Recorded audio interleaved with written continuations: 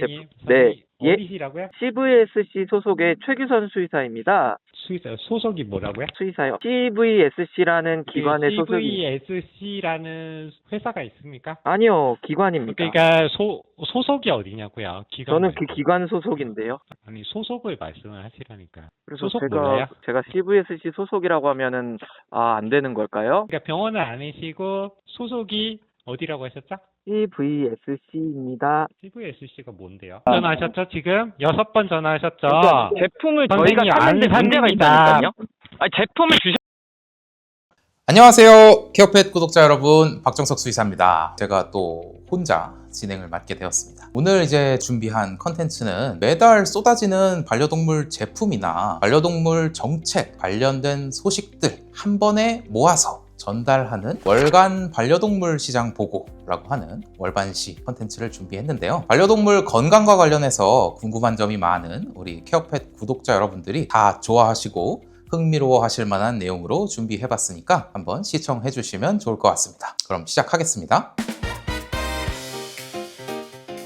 첫 번째 소식입니다. 그동안 반려동물과 관련된 모든 행정을 전담하는 부처가 농림축산식품부로 되어 있었습니다. 이 부분이 반려동물을 사람과 동등한 가족으로 보는 우리 국민들의 정서와 맞지 않다라는 의견이 굉장히 많았는데요. 그래서 반려동물 관련된 주관 부처가 보건복지부로 가야 된다, 성평등 가족부로 가야 된다, 갑론을박이 굉장히 많았었는데 이전과 동일하게 농림축산식품부에서 주관 부처를 맡는 것으로 결정이 되었습니다. 대신 총리실 산하에 반려동물 정책위원회를 새로 만들어서 기존 농식품부에서만 논의하기 어려웠던 다른 부처 간 협의가 필요한 부분들을 이야기할 수 있는 기회를 얼마 전 처음 가지게 되었는데요. 이번 위원회에서는 반려동물 식당 출입, 그리고 국가봉사동물 복지 증진, 복지시설 입소 시 반려동물 돌봄 방안과 같은 3가지 안건에 대한 논의가 이루어졌습니다. 반려동물 관련 정책을 총괄하는 부서가 어디냐가 사실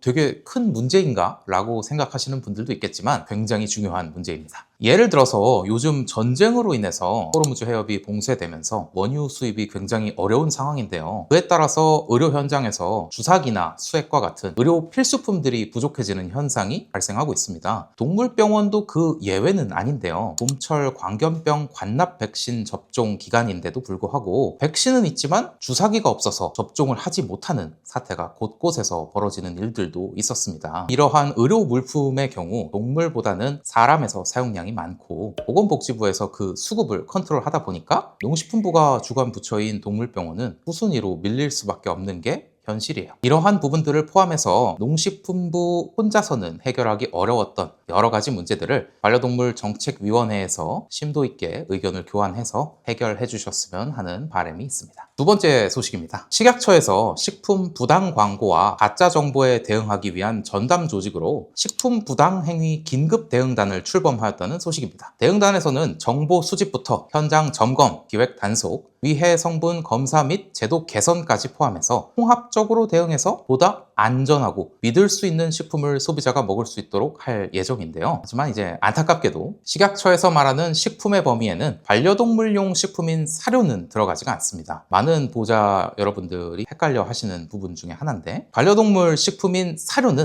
식품위생법이 아니라 사료관리법에 적용을 받으며 농림축산식품부에서 안전성이나 위생관리에 대한 기준을 정하기 때문에 이 부분도 방금 첫 번째 뉴스에서 말씀드린 주관 부처가 어디인지 관련이 있다라고 볼 수 있을 것 같습니다. 사람의 식품에서 허위 부당 광고가 문제가 되는 만큼 그 이상으로 반려동물 사료도 이런 문제가 굉장히 심각한데요. 농림축산식품부에서도 이러한 긴급 대응단을 꾸려서 보다 능동적으로 대응할 수 있으면 좋을 것 같습니다. 세 번째 소식입니다. 지난 2024년에 국립축산과학원이 만든 반려동물 사료 영양 표준이 드디어 올 4월에 사료 등의 기준 및 규격 고시에 반영되었고 2028년 9월 3일부터 시행 예정입니다. 사실 너무 오래전부터 이야기만 무성해서 이미 시행이 된 정책인 줄 아셨던 분들도 꽤 많이 있을 텐데 아직은 시행까지 2년이나 넘게 남았어요. 개정 고시가 시행되면 반려동물 사료 영양 표준을 만족하는 사료만 반려동물 완전 사료로 표기해서 판매가 가능하고 나머지 제품들에 대해서는 기타 사료로 표기해서 판매하도록 해야 합니다.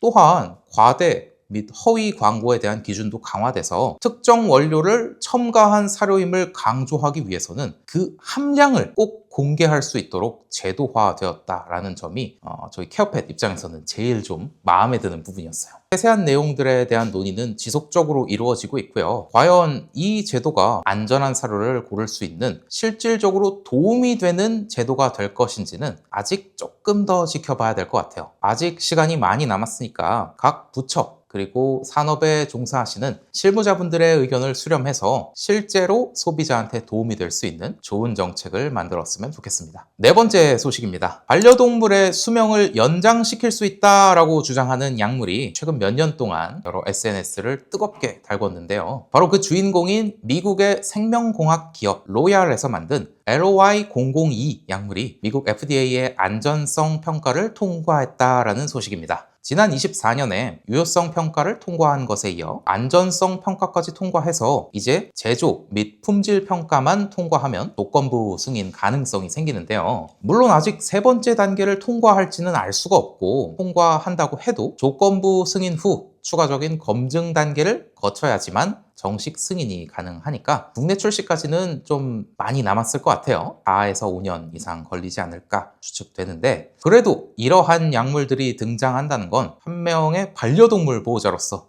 굉장히 설레는 일인 것 같습니다. 근데 이 기사 내용을 듣고 나 로얄이라고 하는 데서 나온 반려동물 수명 연장시키는 영양제를 본 것 같은데 하시는 분들이 있을 수가 있는데 국내 미국의 로얄사와 비슷한 이름을 사용해서 반려동물 수명을 연장시킨다는 영양제들이 판매가 되고 있습니다. 이는 방금 소개시켜드린 기사 내용과는 이제 전혀 무관한 부분이어서 각별히 주의하셔서 제품을 선택하셔야 할 것 같습니다.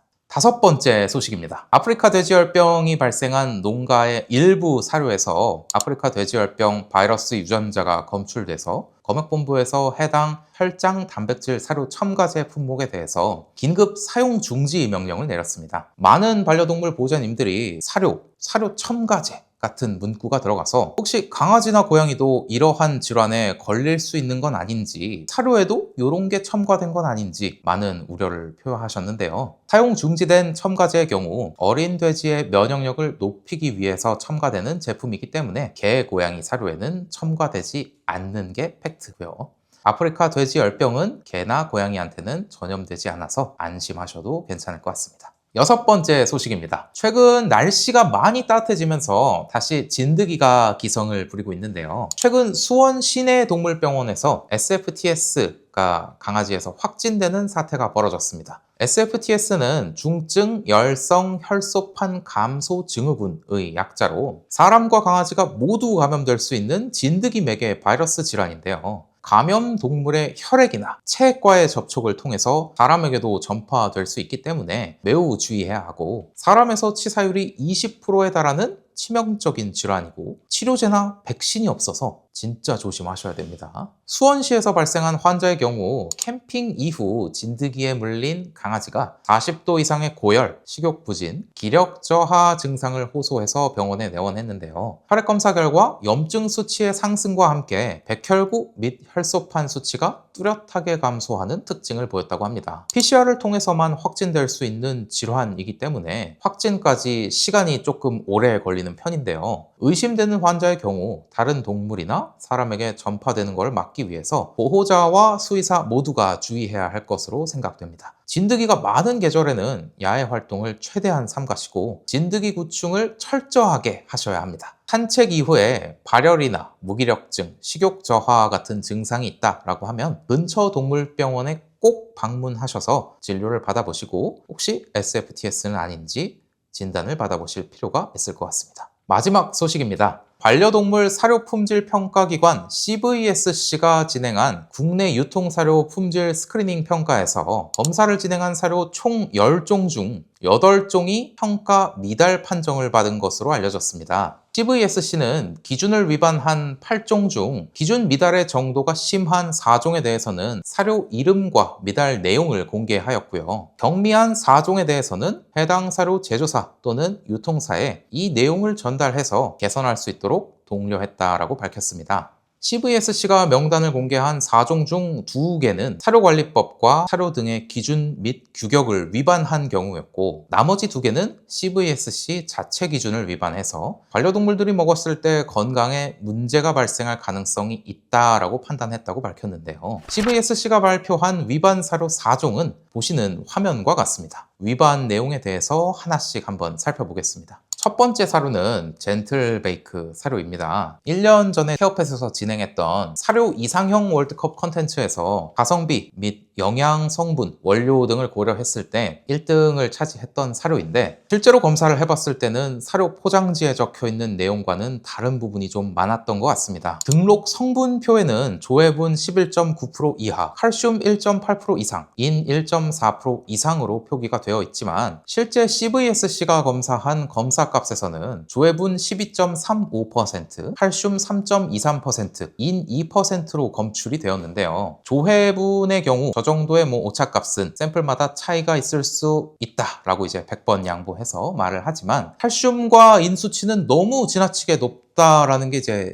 제 개인적인 의견입니다. 아프코 권장 기준 칼슘 상한치가 2.5%고 인이 1.6%인데 모두 넘고 있는 수치가 지금 측정값으로 나온 거거든요. 칼슘이나 인 함량이 지나치게 높은 사료를 먹으면 신장 기능에 이상을 일으킬 수도 있고 결석을 유발할 수도 있어서 특히나 장기적으로 복용하는 경우에는 주의를 요할 것 같습니다. 두 번째 사료는 캐츠랑 매우 뛰어난 가성비로 많은 고양이 보호자님들이 선택해서 먹이고 계시는 사료로 알고 있습니다. CVSC 검사 결과 다른 수치에서는 특별한 이상이 없었는데 칼슘과 인 수치에서 차이를 보였는데요. 사료에 표기된 등록 성분량에는 칼슘이 0.8% 이상, 인은 0.6% 이상으로 표기되어 있었는데 실제 검사값은 칼슘이 2.44%, 인이 1.56%로 검출되었습니다. 등록 성분량의 이상으로 표기가 된 부분이기 때문에 법적으로는 문제가 없지만 실제 값과 표기값이 3배 이상 차이가 나는 부분은 이 표기값만 보고 사료를 선택해야지 되는 소비자 입장에서는 실망스러울 수밖에 없는 부분일 것 같습니다. 단기간 급여하였을 때는 건강상에 큰 문제가 없을 가능성이 높지만 장기 급여 기준으로는 조금 높은 편이라 주의가 필요할 것 같습니다. 특히나 노묘 같은 경우에는 고칼슘 고인 사료를 장기 급여했을 때 신장에 부담이 갈 수 있고 요로결석을 일으킬 수도 있다라는 점을 주의해야 할 것 같아요.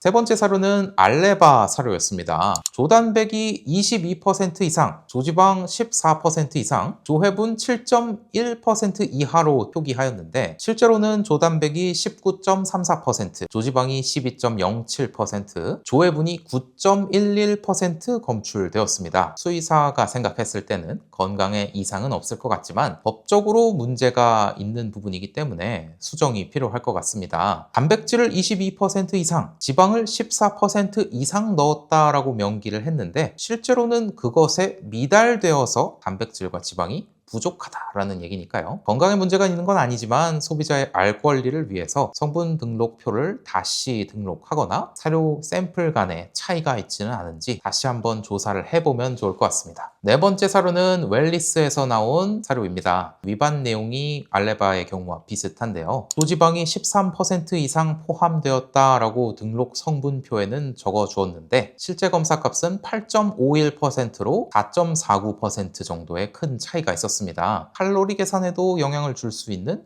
꽤 큰 차이거든요. 물론 지방 8.51% 사료를 먹었다고 해서 건강에 이상이 있지는 않을 거예요. 오히려 다이어트에 도움이 될 수도 있죠. 하지만 소비자의 알 권리 그리고 법적인 부분을 지키기 위해서 등록 성분량을 바꿔서 재등록하거나 사료 샘플 간의 편차를 줄이기 위한 노력을 좀 할 필요가 있을 것 같습니다. 앞으로 CVSC에서는 매주 무작위로 사료 3개에서 5개를 선정해서 위와 같은 검사를 진행하고 그 내용을 모두 투명하게 공개하기로 했는데요. 반려동물 사료 시장의 상향 평준화를 위해서 큰 역할을 해줄 수 있을 것이라 기대하고 있습니다. CVSC 검사 결과값을 보고 좀 생각이 많아지는 하루였던 것 같습니다. 사료 성분 등록표를 보고 1등으로 추천했던 사료가 실제 검사값이 많이 차이가 나서 일단 죄송하다는 말씀을 드려야 될 것 같습니다. 케어펫에서 사료에 대한 내용들을 다뤄달라고 하는 부분들이 댓글에 굉장히 많이 달리는 것을 알고 있는데 이러한 부분 때문에 조심스러워지는 저희들의 입장을 이해해 주셨으면 하는 바람이 있습니다. 앞으로는 CVSC에서 더 많은 검사를 진행하고 케어펫 그리고 모든 보호자님들 나아가서 수의사들까지도 올바른 기준을 가지고 판단을 할 수 있게 되는 사회가 왔으면 좋겠습니다. 반려동물 보호자님들을 위해서 더 유익하고 즐거운 재미있는 소식으로 찾아뵐 수 있도록 하겠습니다. 다음 달에 또 뵙겠습니다. 네, 여보세요. 네, 수의사님. 예. CVSC 홈페이지에서 검사 결과 나온 것들 보고 궁금한 것들이 있어서 물어보려고 전화드렸어요. 일단은 패치랑이요. 칼슘 네. 표기가 0.8 이상이라고 표기되어 있는데 3배 정도 높은 수치가 나왔잖아요. 근데 브랜드는 문제 없다고 하는데 문제 없는 게 맞아요? 문제가 없는데 문제가 있어요. 그게 무슨 소리예요? 그러니까 법적으로는 문제가 안 돼요. 말 그대로 0.8% 이상이니까 2.4건 뭐 3.4건 문제가 안 되는 거고요. 그리고 또 아프코나 페디아프 같은 기준으로 봤을 때도 일단 고양이에서 인칼슘 같은 경우에 상한치가 없어요. 그래서 아프코 기준이나 이런 걸로 봤어도 문제가 없긴 해요. 그러면 80%, 90%, 100% 나와도 문제가 안 돼요? 뭐 법적으로는 문제 안 되겠죠. 근데 그럴 리는 없겠죠. 그럼 법적으로 문제 안 되는 건 건강에도 문제가 안 되는 거예요? 사실 그래서 CBSC 기준상으로는 문제가 됩니다. 왜냐하면 아프코 같은 경우에는 2006년도에 NRC라는 보고서가 있어요. 그 보고서에 나온 데이터를 기준으로 만든 거고 지금 한 20년 정도 됐죠. 그동안에 업데이트가 많이 안 됐어요. 세상에 많은 수의학 박사님들께서 진짜 많은 논문을 써주셨는데 그 논문들을 보면은 고양이들한테 문제가 되는 수치가 있다라고 주장하는 논문들이 굉장히 많습니다. 그리고 저희는 그거를 다 차용해서 우리가 보기에는 아프코에서는 상한선이 없지만 실제 아이들의 건강 기준으로 봤을 때는 상한선이 분명히 존재한다라고 저희는 생각하고 있어요. 칼슘 표기 같은 거 그냥 0% 이상으로 표기해두면 아무런 법적 문제에 시달리진 않겠네요. 일단은 법적인 것을 본다면 그렇게 되긴 하는데 알겠습니다. 그러면 알레바는 통화 거부라고 되어 있던데 연락을 아예 안 받은 건가요? 그러니까 이 알레바는 저한테 할당됐었거든요. 그러니까 이런 내용들이 있고 이거 확인해 보시고 다시 답신 달라고 했는데 답신이 없으셔서 제가 연락을 드렸는데 예, 한국 프로비던스 동의약품 주시겠습니다. 예, 안녕하세요. 저는 CVSC 소속의 최규선 수의사입니다. 프로비던스가 수입하고 있는 제품, 네, 예, 어디시라고요? CVSC 소속의 최규선 수의사입니다. 수의사요. 소속이 뭐라고요? 수의사요. 소속. 주소요? 소속이요, 소속. 소속이요? 어느 회사 소속이냐고요? CVSC라는 기관의 소속이. CVSC라는 회사가 있습니까? 아니요, 기관입니다. 그러니까 소속이 어디냐고요? 기관 저는 그 말고. 기관 소속인데요. 그러니까 CVSC라는 기관이 있습니까? 예. 아니 소속을 말씀을 하시라니까. 그래서 소속 몰라요? 제가 CVSC 소속이라고 하면은 안 되는 걸까요? CVSC라는 데가 저희가 거래처가 아닌데 소속이 어디신지 어느 병원 수의사시라면서요? 예, 맞습니다. 네, 어느 병원 뭐 이렇게 있을 거 아니에요? 제가 지금은 네. 병원에 다니고 있진 않습니다. 모든 수의사들이 그러면 병원에 다니는 건 아니지 않습니까? 모든 수의사들이 병원에 다니는 그러니까 병원은 아니시고 소속이 어디라고 하셨죠? CVSC입니다. CVSC가 뭔데요? 저희는 반려동물 제품에 대해서 검증, 평가 진행하는 수의사들 모임 선생님, 뭐 단체고요. 팔려고 하시면 안 삽니다. 파는 게 아닙니다. 예, 한국 프로비던스 동의약품 주시겠습니다. 예, 방금 연락드린 수의사고요. 제가 뭘 팔려는 게 아니고요. 거래처가 아니면 판매를 하시거나 광고를 하시려면 이러는데 안 산다고요. 안 팝니다. 좋습니다. 안 팔고요. 저 예, 한국 프로비던스 동의약품 주시겠습니다. 당사의 제품에 문제가 있어서 연락드렸어요. 선생님 안 산다고요. 아니, 전 문제가 안 있어서 그랬다니까요. 그러니까 파신 제품에 문제가 있다니까요. 네, 저 제품에 문제가 있어서 연락을 드렸어요. 선생님 고객이세요? 네? 안 산다니까요. 왜 계속 아니요. 그걸 저는 팔려고 하십니까? 제품에 안 문제가 삽니다. 있어서 연락을 드린 거예요. 제품에 문제가 네, 제품에 문제가 있습니다. 몇 번 전화하셨죠, 지금? 6번 전화하셨죠? 그러니까 제품을 저희가 선생님, 샀는데 안 문제가 삽니다. 있다니까요. 아니, 제품을 뭐 약간 상인 취급받듯이 그래서요. 뭐 파셨어요? 뭘 팔아요?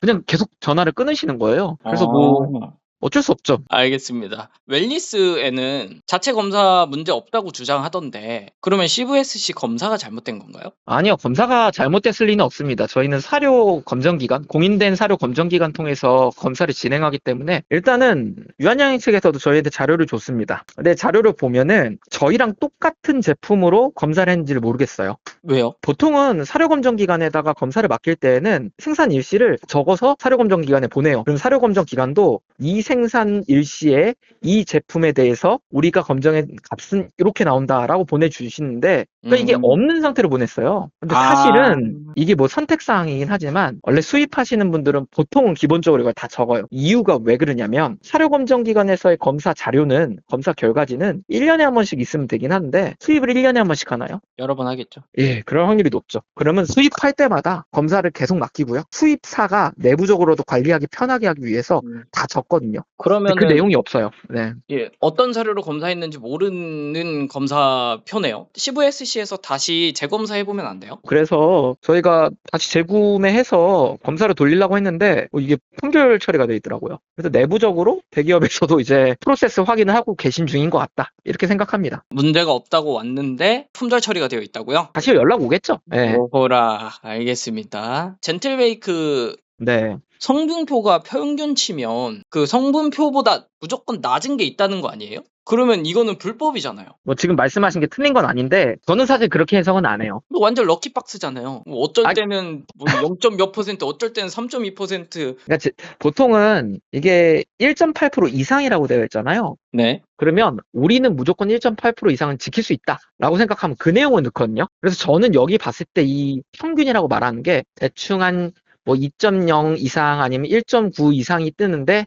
안전빵으로 하기 위해서 1.8%로 적었다라고 하는 것 같아요. 그러면 저도 솔직히 그냥 이해가 안 갑니다. 네. 최소 수치 적어놨다는 거 아니에요? 자기들도 변동성이 크다는 걸 인지하고 있다라는 건데. 이분들이 원육으로 만들고 있잖아요. 원육은 가루나 아니면 건식으로 되어 있는 원료들보다 변동성이 있긴 해요. 그러면은 다른 원육으로 만드는 사료들 많잖아요. 그럼 다 변동성이 심한가요? 그게 아니죠, 사실은. 비율이 있거든요. 네. 근데 그 비율을 지키면은 변동이 있긴 하지만 그렇게까지 크진 않아요. 근데 이번에 봐보면 1.8% 이상이라고 돼 있는데 3.23% 떴잖아요. 이건 사실 아프코 기준에서도 조금 미달될 수 있거든요. 네. 조금이 아니라 미달 맞죠? 아프코 기준에 안 맞죠? 네. 요 정도까지 튀지는 않을 텐데 라고 저는 좀 걱정이 되는 거죠.